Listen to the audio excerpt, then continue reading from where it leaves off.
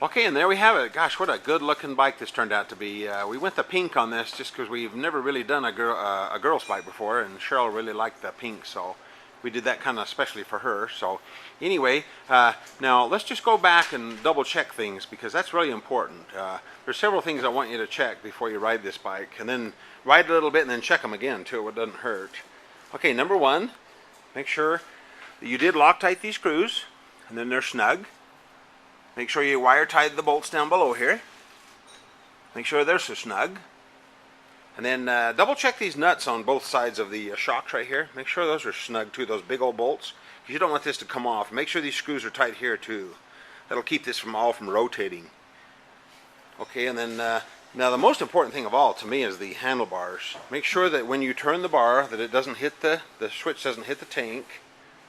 Doesn't come over and hit your nice paint job. Make sure your throttle snaps back nice and freely. A little bit of play in there. Make sure on the clamps that make sure they're really snug and there's a little bit of gap on front and back.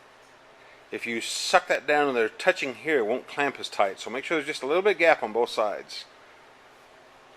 Okay, I'm going to pan around this bike real quick. Make sure the screws on the front fender are all tight and snug.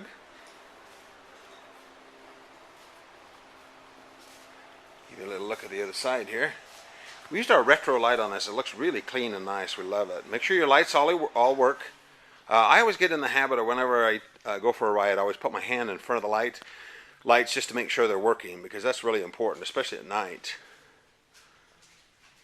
So that's pretty much it. So gosh, what a good looking bike. And the most important thing we always say here at Blue Collar Bobbers is make sure you ride safely. Thank you very much.